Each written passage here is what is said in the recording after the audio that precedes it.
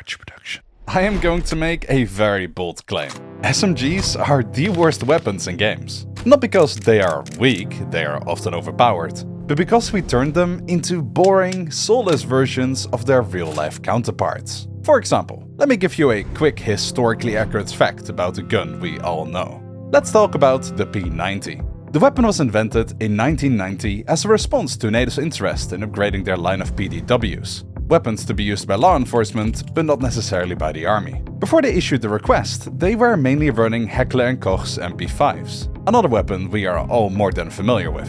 The MP5 was an okay weapon, but with the rise of better armored vests being more common and NATO's need for range, the MP5 started to fall off. So it was time for a competition. Who can make a worthy successor to the MP5 and make a lot of money? Well, the Belgian company FN Herstal went full force for it. They made a project and called it Project 9.0. Spoiler, spoiler. And after a couple years of trial and error, came this. A compact bullpup SMG with fully ambidextrous controls, meaning it can be used left and right-handed, which even nowadays is a rare feature on guns. A top-mounted, horizontal 50-round translucent magazine, meaning a lot of bullets to shoot and meaning you can see your mag size easily. On top of being bullpup, it had selective fire, a built-in scope, and it was engineered to use the new 5.7 by 28mm round that FN Herstal also invented just for this gun. Needless to say, this was an impressive piece of destruction. Of course, a competition isn't a competition without competition. Meet the competition. The MP7, which for the sake of not derailing too much, I will mention plenty of later in the video. Point is, the P90 and MP7 went on to the finals, where they both were to shoot a Cryset target, a 1.6mm titanium layer backed by another 20 layers of Kevlar. Whichever performed better would become the weapon for NATO personnel. To say the test wasn't even close would be unfair, but the P90 with its new caliber did outperform the MP7 by about 25%, both to unarmored and armored targets. Not to mention, one P90 to produce would cost about $500, while the MP7 could easily cost double. So that's it. The weapon became mainstream, used everywhere, and the world loved it. But that's weird. If it became mainstream, why have I never seen it in real life? Well, that's because I lied. Not about the P90 being good, but about it winning. Because politics, baby. Germany, as one of the big ones in NATO, couldn't have their German weapon producer lose to these filthy knockoff Dutchies. So they vetoed it, and forced everyone to buy MP7s instead. Meaning the P90 never saw mass development. That is the super interesting and unfair history of the P90. Now that you know this, let's see how developers the past 30 years have translated said gun to its virtual form. Ah yes, the noob gun. Spray and pray, run and gun, a silver's best friend. Counter-Strike 2 is a prime example of a game where they just don't care.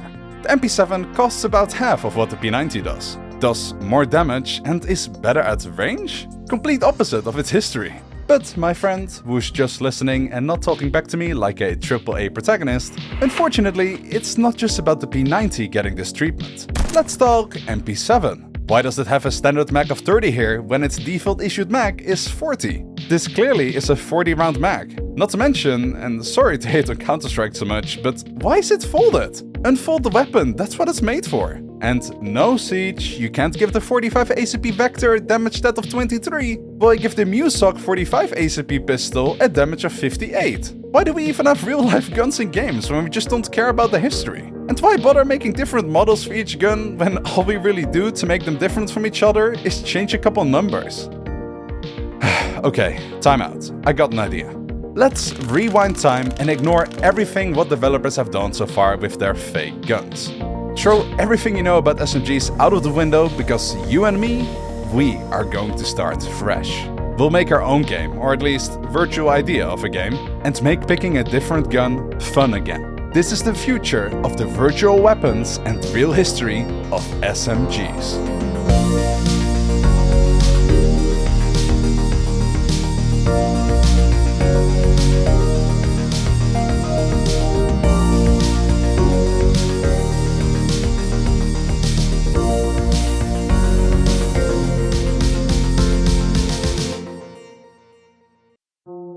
So let's look at common complaints of the weapon class. The first being that it has an identity crisis. What makes an SMG not an AR or LMG? I mean, bluntly said, AR, aka assault rifles, are the core weapons of your game. LMGs are ARs, but slower to handle, shoot slower and deal more damage per shot and have more magazine capacity. And SMGs are, well, the opposite. Fast to handle and run with, shoots fast, deals low damage and has a compact magazine capacity. Okay, well, truth to be told, but why don't we just call them all assault rifles then? On paper, if we compare these three quote-unquote weapon categories, we really just have AR normal, AR slow, and AR fast. Seriously, if we remove their gun models and make them all some placeholder one and keep the stats, we kinda just see 3 assault rifles or 3 automatic weapons. Boring. So that's the first thing we gotta tackle. Secondly, and this is my most painful point I want to talk about, do people not realize how cool SMGs really are? You find some of the most creative approaches to gun design and usabilities on SMGs, yet we never see them reflected in game. Don't believe me? Let's talk about the Chris Vector, the fastest shooting gun in your favorite game, right? Well, it's much more than that. Firstly, did you know that the Chris Vector has downwards recoil? If you keep shooting, you will shoot lower instead of higher. How's that for an interesting balancing approach to an otherwise broken gun? Or hey, how about that the burst fire mode on this weapon is more than just a burst fire? The Chris Vector has a delayed recoil system, and combined with its absurdly high fire rate, you will be able to shoot burst fire while it still feels like a single tap shot. Both bullets will almost identically hit the same spot because of this. That's why, if you are wondering, the Chris Vector shoots bursts in a 2-shot sequence, not 3, as it doesn't delay the recoil enough for the 3rd shot to have the same magic. It's a real shame we just ignore stuff like this for the sake of simplicity. More on that later. Finally, a massive complaint that is definitely not to be ignored is that SMGs are just always the same in each game. Always the step up from a pistol, yet a downgrade from assault rifles. Unless, you know, you're that ADHD kid in COD lobbies. It really doesn't have to be a stepping stone to the big guns. I know that they are cheaper Valorant, by the way, does anyone still play this game? But in reality, an AK, which obviously the Vandal is based on, costs to produce in real life around $200. And that's for a good industry-grade version of the weapon. And the Stinger, priced for 1100 credits in-game, that's based on the SMG-45, which in real life costs 3 times more than an AK to produce. In real life, AKs are the eco-round weapons, while the more advanced SMGs should be for force rounds instead. But wait, how is one YouTuber who disappeared into a war zone for a year and then came back and has yet to tell what horrors he saw there, going to beat a AAA Harvard-studied pro game balancing guy from Ubisoft and all? Well, with history and knowledge. And most importantly, without that, hey, we have to appeal to the masses and copy what already works approach. And to do this, we go back in time. By the way, you do know what SMG means, right? Exactly. Stupid machine gun. A term coined by none other than the creator of the Thompson submachine gun, John T. Thompson, back in 1918. The idea behind calling it a submachine gun as opposed to a machine gun is to highlight its smaller size and reduced power compared to the widely adapted machine guns. Before the Thompsons, the concept of a machine gun meant something big, heavy, and planted into the ground. Think of the Maxim gun, the Vickers, or the Maschinengewehr 08. Water-cooled monsters that needed a crew, sandbags, and half a days of work just to move 10 meters. Needless to say, these weapons were far from personal weapons. They were infrastructure. Then along came John T. Thompson, a man who looked at the machine gun and thought, cool, but what if I could hold it in one hand? That's not an exaggeration. His goal was literally to give one soldier the firepower of 10. A trench broom to sweep through the brutal stalemate of World War I's trench warfare. The idea was simple but revolutionary. Take the full auto firing concept from the big machine guns, chamber it for a pistol cartridge, preferably 45 ACP, so it's controllable, make it small enough for one person to carry and fire while standing up, and congratulations, you've just invented the submachine gun, even if the war ended before anyone really noticed. The Thompson didn't make it to World War I. But when it finally hit the market in the 1920s, it didn't go to the army. It went to everyone else. Police, gangsters, bank robbers, security guards. If you've ever seen a black and white footage of a guy in a trench coat stepping out of a car with a drum mag, that is the Thompson gun. It became the first gun to go viral, decades before social media even existed.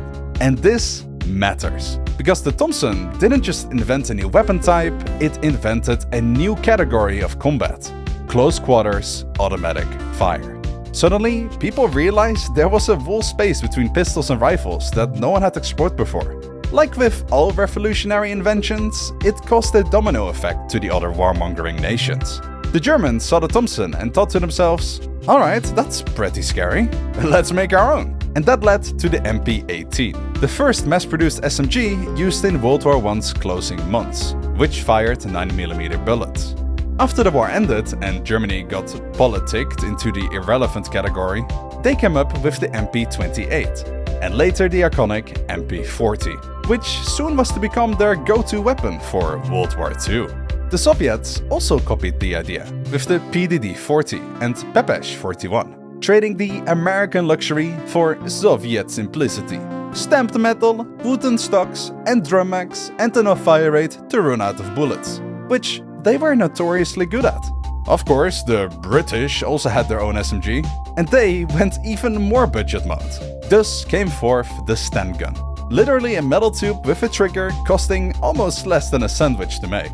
By World War II, the Thompson effect had spread across the entire world. World War I was notorious for its slow, methodical trench warfare, but with Hitler at the helm, Nazi Germany defaulted to speed over precision. Well, isn't that just quite literally the description of an SMG? Yes it is. The war was fast.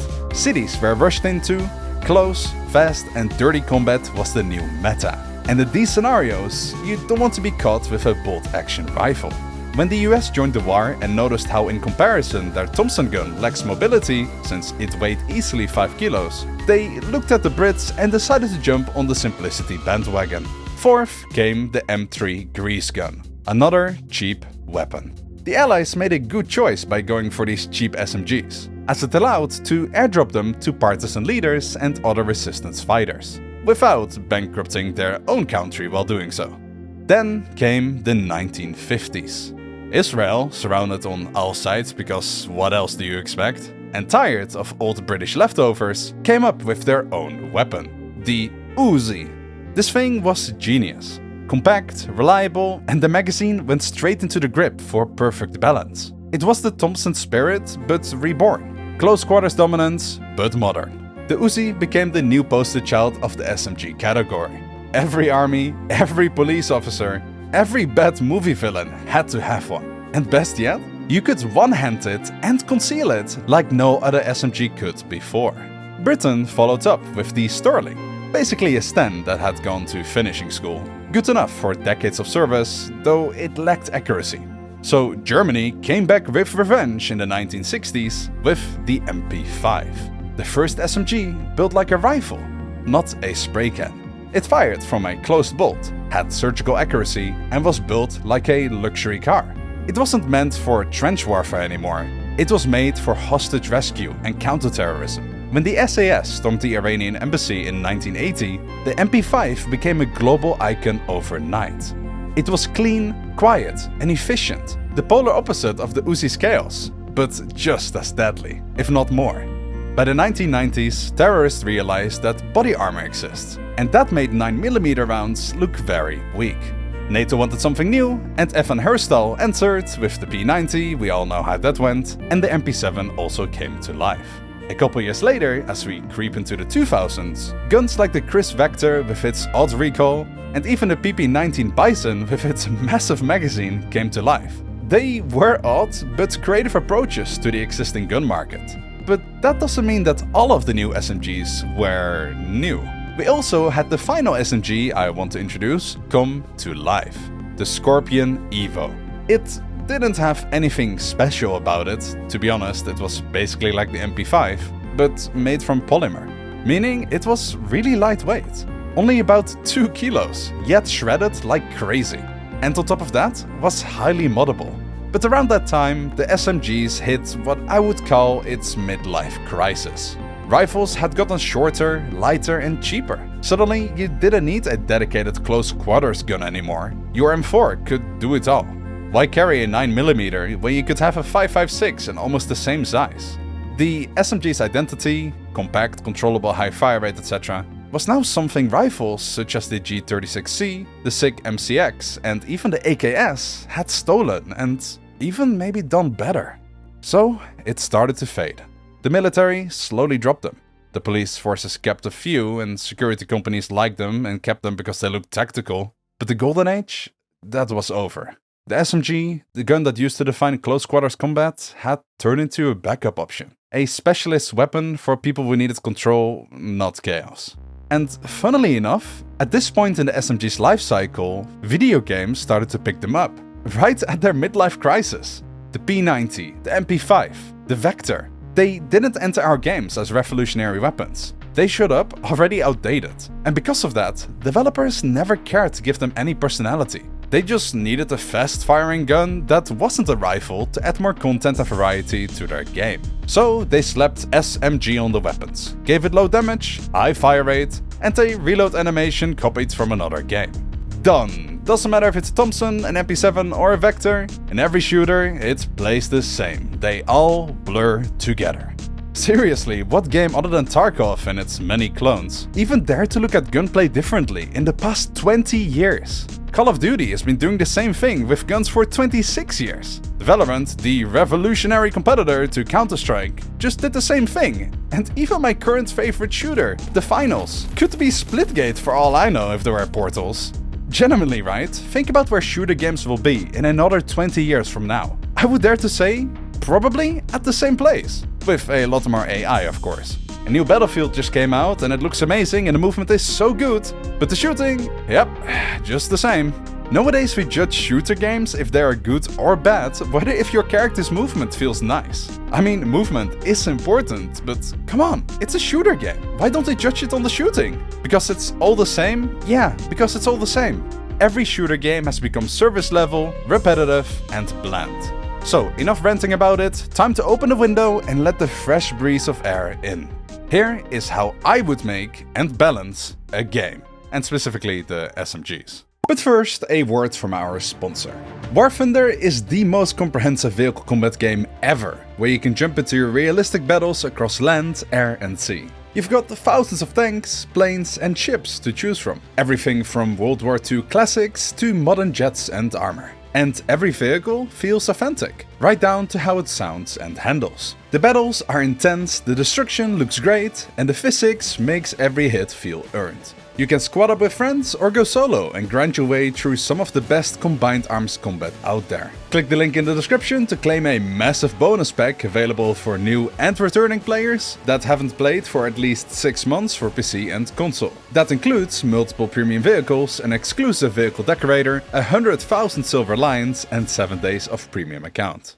Okay, first, let's talk about our arsenal. And since everyone paid attention to my historically class, I will also hit you with a surprise quiz. Sorry guys, only cool kids from this point onward. I will show you the gun for our game and you name them. If you get one question wrong, I will have to manually close your browser, so be ready. Here we go.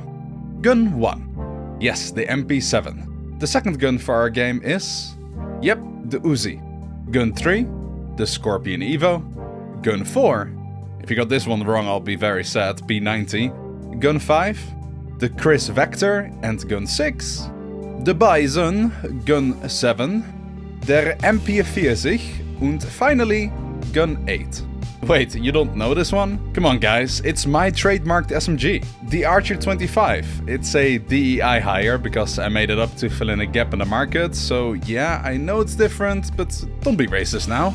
8 SMG guns is what I'm going to work with today. Oh my god, okay. I haven't done these many at once before, so we gotta approach the balancing part slightly different than usual to keep it organized. First, what kind of game are we actually balancing these guns in? In my opinion, even though I really enjoy the finals, the best kind of shooter game is a game where you have to manage your economy, like Counter-Strike. Then again, I don't like this stand still to be accurate approach, so we'll have to take the Call of Duty approach for the shooting aspects. Movement we will take from yet again Call of Duty, meaning heavy weapons will slow you down more, just like in real life, and the destruction aspects we will take from the finals, where if you shoot a wall long enough with a weapon that has a big caliber, it will eventually break.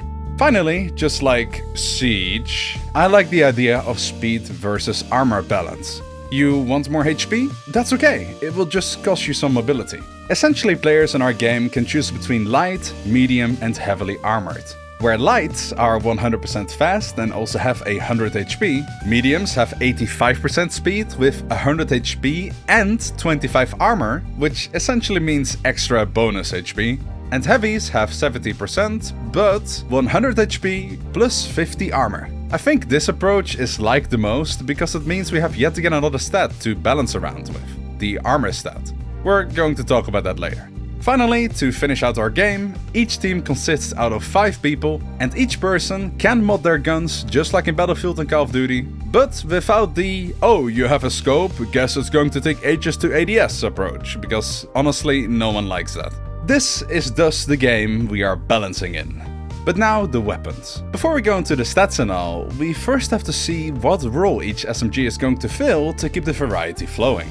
Just like the P90 is always labeled as the spray and pray gun, we are going to label each weapon uniquely as well. And no, don't worry, we will actually look at the gun and its history that we already went through and give it a fitting label for once. We are building 8 SMGs, 8 archetypes, each with a job, a personality and a reason to exist. I want each player in the game to have a fitting gun, so that even if you're not the sharpest aimer, you can still contribute enough to the team so your teammates who are certified aimers can perform better because of you.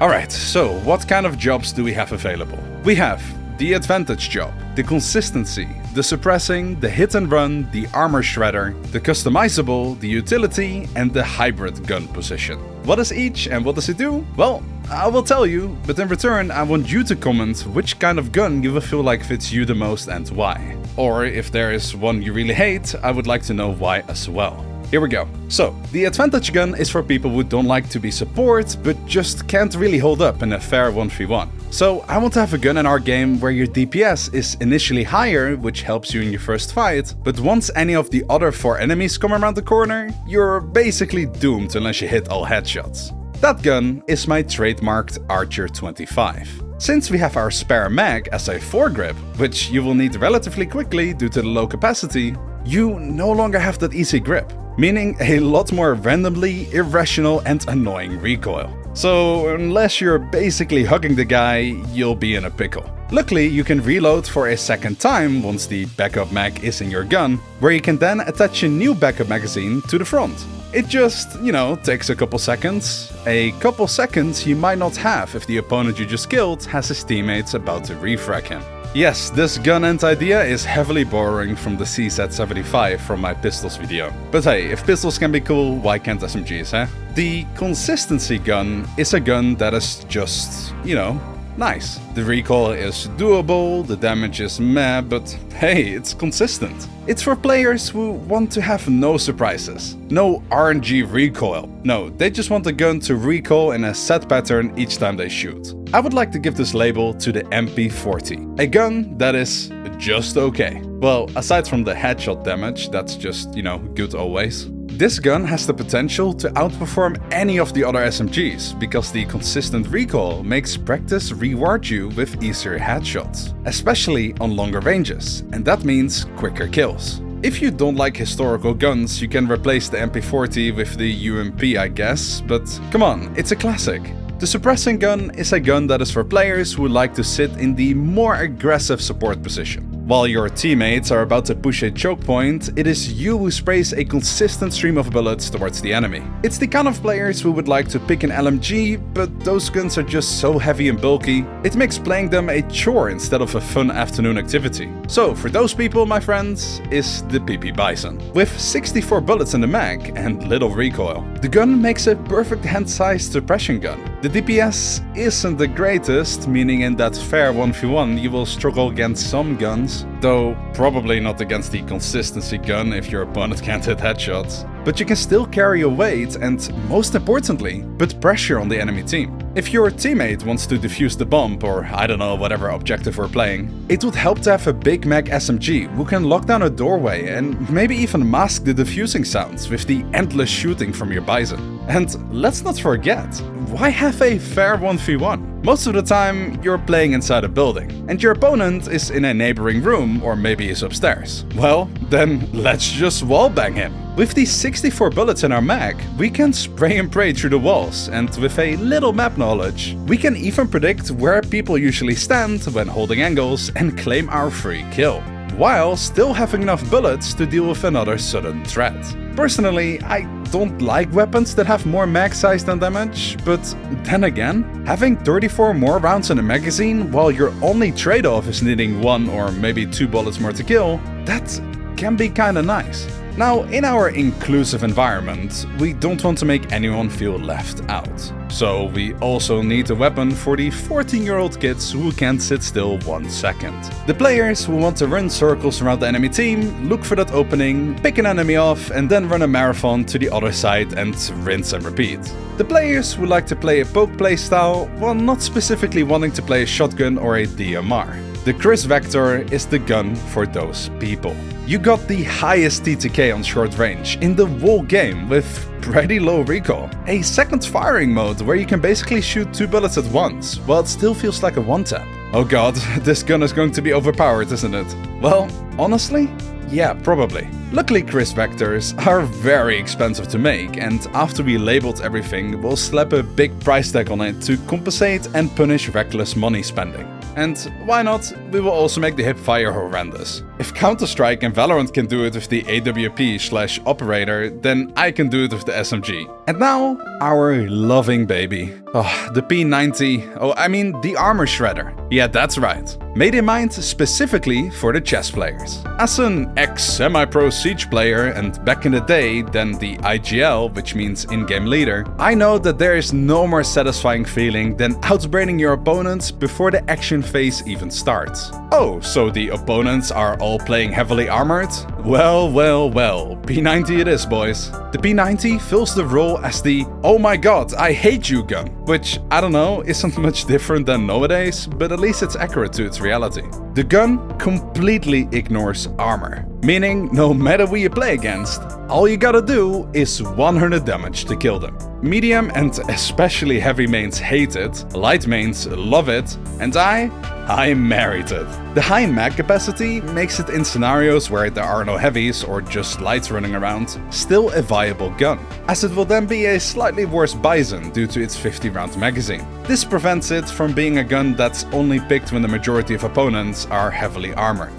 The hipfire, by the way, oh yeah, it is tight. Then, the gun for the stat nerds. The gun that is so customizable that no matter what idea you have in mind for a gun, may it be the lowest recoil in the game or highest mobility, you can make it. And you can do it. The Scorpion Evo is the gun for you. It starts out light and basic. Still usable and you are really fast with it, but yeah, this gun punishes you for modding it too much. The Scorpion is known as a very light weapon and successor of the MP5. But it's only light as in it doesn't weigh much because there isn't much on it. You can change that.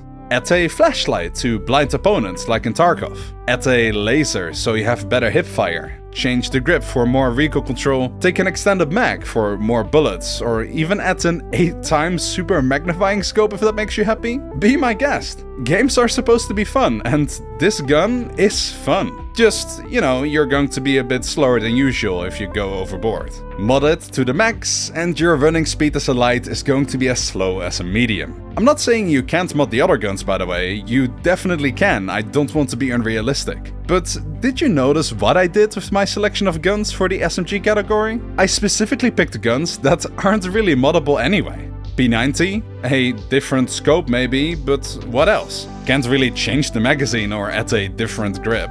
MP40? Yeah, good luck. PP Bison? What are you going to do? Add a grip to the magazine? The Scorpion Evo is the gun for content creators who want to do fun challenges, for creative players who want to try something very specific while still having the mobility of an SMG, and for pros and show matches who all have to play the same stupid challenge gun. If you die because someone with an overmodded 5 flashlights configuration on his gun killed you, then you know what? He deserves that kill on you.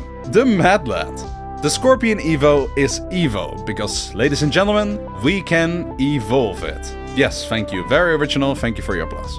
The second to last gun is for the true hardcore support players. The Uzi can be held in one hand. So what do we do with the other hand? That's right, we're going to do what I said in my pistols video. One hand a gun means the other hand is free. And that means we can customize what we do with that other hand to an extent that even the Evo can't. How about we just hold a grenade in our hand? No, not to throw, but to die with. Can't seem to get through the choke point no matter what you try? Grab a grenade, kiss your teammates goodbye and tell them to remember you, and sprint headfirst into the enemy nest. Try to kill one, but if you can't, no worries. We are holding an unpinned grenade, and the moment our body falls on the floor, that grenade is rolling with it. A couple seconds later, we explode and, I don't know, hopefully kill an enemy. Fun is the key to a successful game. We can also just hold a phone with maybe X-ray vision to give info so we don't have to switch away from our gun just to see our utility. Or we can just, I don't know, throw a flashbang while shooting. Or we can just inject someone with morphine while we are shooting so they get revived. We can even just hold a knife if you want to be basic. And no, I'm just saying this right now, you can't hold a second Uzi. Maybe in custom lobbies, but I have no idea how to balance a double gun setup. I would have to take away the mobility to ADS and all that weird stuff, and that just sucks, to be honest. Finally, my true love, the MP7. Hey, watch this by the way. Yeah, you like that? Well, guess what? This is the hybrid gun for a reason. The MP7 is literally made to be compact and on-the-go deployed to be at its best. And we are going to respect that rule. Click B on your keyboard and your gun gets folded into the most compact form. Sure, you get worse sights and way worse recoil, but you will be super fast while running about. Then in moments where you know you're going to need better handling over mobility, we click B again. Take a couple seconds to flip the sights, extend the grip and buttstock, and we are at our best. It's for players who don't like to be stuck with one kind of playstyle the whole match. I can relate with that, to be honest. Sometimes with low time on the clock, you just want to be able to run just a bit faster to reach the objective in time. And in other times, that lower recoil would have really helped to take down that opponent who's only showing his head on long range. That makes 8 distinct SMGs. Now before we talk about specific stats and, well, even damage per shot, which if you noticed we didn't even talk about yet, let's first finish talking about the balancing of the category as a whole. Whether you like it or not, to this point, SMGs are still assault rifles but smaller, LMGs are just bigger assault rifles. The 3 categories of guns are nowadays in games just the same. But remember what I said about cost of an MP7 versus cost to produce of an AK? If we yet again disregard what we know about the price of guns in games, and only look at real life examples, we find that most of the time, SMGs are the more expensive option. So why is it that on the second round of economy shooters, we buy SMGs instead of, I don't know, AKs? It should be the other way around. Sure, an AK shoots way more powerful bullets, but if you shoot enough 45 ACP rounds at an enemy, they will die too, and sometimes even faster. And trust me, I know that the M4 shoots way stronger rounds than a PP Bison. But hear me out for just a second. If you get shot in the head with any real bullet, 9mm or 5.56, you are probably dead or instantly incapacitated, helmet or not. Even the best military helmets are rated to stop fragments and low-velocity rounds, not direct rifle hits. They might stop a 9mm pistol under ideal conditions, but even then, you're getting a massive blunt force trauma, aka concussion, skull fracture, or worse. And let's not forget to mention that most of our SMGs shoot more powerful rounds than 9mm rounds. Though even if you get hit in the head by a small 9mm round, you're going to have some serious head trauma and neck injuries. And you best believe that you're out of the fight for a long time. Or in game terms, downed. That's right, downed. SMGs will down you with a headshot. It's not an instant kill like with ARs, LMGs or snipers, but downed, which means you are incapacitated till your teammate picks you up. Or you get finished. This is what in our game is going to make the SMGs different from any other gun. It's not that they have higher time to kill, which they don't, they often have the same or even better than assault rifles. It's also not that they are in between steps to assault rifles. No, assault rifles are the in-between step to SMGs. I know this sounds weird, but hear me out just a bit more. While assault rifles can range between $750 to $3,000, SMGs in our game range from $1,000 to $4,500. MP40, the consistent gun at the cheaper end, and Chris Vector at the higher end. You can always choose to stick with assault rifles if you really don't like SMGs with their benefits, but hey, you get the same or better time to kill with SMGs, and you can run faster with them due to them being more lightweight and compact. No more are SMGs stepping stones, they are now the future and the goal when saving money between rounds. There are hybrid ARs, advantage ARs, and customizable ARs, just as they are for the SMGs. But no matter what kind of job you're looking to fill, the SMGs are always the more expensive and higher mobility option. And I think everyone agrees with this, but the more mobility you have with a gun, the more fun it is to play it as well. Which also kind of justifies paying more for a hybrid SMG than a hybrid AR. All of this is what makes SMGs special machine guns. The true name for the gun category, in our game at least. Okay, let's finish the video with stats, and not to become too nerdy or monotone, we're going to rapid fire them. So, here we go. The base gun that we are going to balance away from is the Evo, the unevolved Evo, which on its own is balanced away from the AK. Let's say the AK takes 4 shots to kill an unarmored opponent, and 1 in the head. An okay fire rate does the trick, range is good, obviously better than the SMGs, but the average kill distance in shooter games is around 10 meters anyway. Mobility kicks us down a bit, the mag capacity is 30 and the recoil is on the harder side. Finally, we give it a price of $750. Still a good gun, you're just a bit sluggish with it and it's hard to spam shoot. That's where the SMG comes into play. Keep in mind that all that I'm going to explain now is as if we are shooting a light player. So against the heavy, give everything a 1.5 times multiplier, as in 1.5 times required bullets to kill amount. The Scorpion Evo is the base gun for the SMG category. We give it 6 shots to kill a light, requiring only 1 headshot to down, and we put a nasty fire rate which makes its TTK faster than the AK. The range is alright, let's not be like every other shooter game that makes SMGs useless on medium range. They are really not only for close range. The recoil is doable, the mag is starting at 30, can be upped, and you start with a -0 mobility penalty. Though this will increase the more you mod it, of course. Finally, we pay $2,000 for it as a starter. Next, we got the PP Bison, the suppressing gun. 7 bullets to kill, 2 in the head to down. It is the weakest caliber of the bunch. But its job is not to deal damage. The gun exists for the bullet hoses. The I'm holding W and I will not let go of this trigger players. You get 64 rounds per mag and a fire rate that sits in the middle of the pack. But it's the only SMG that can shoot through 3 walls and still have bullets left to miss. It's perfect for cover fire, distraction plays and ruining someone's headphones mid-clutch. $1,500, no mobility penalty and the cleanest spray control in the entire game. Kinda. Because the cleanest spray control goes to the MP40, the consistent gun. Old, heavy and slow. 6 to kill, 1 headshot to down. It's got the 1940s industrial charm. Built like a brick and handles like one too. But what makes it great is predictability. 0 randomness, 0 horizontal shake. You hit what you practice. $1,000 and for that price you get pure stability. Now the P90. Our armor shredder. 6 bullets to kill, 1 to down, and armor is ignored. The thing that makes this so satisfying is how it absolutely deletes the whole HP plus armor equals tank logic that usually overcomplicates shooters. It is expensive, $3,500, but you are paying for pure damage consistency in any matchup.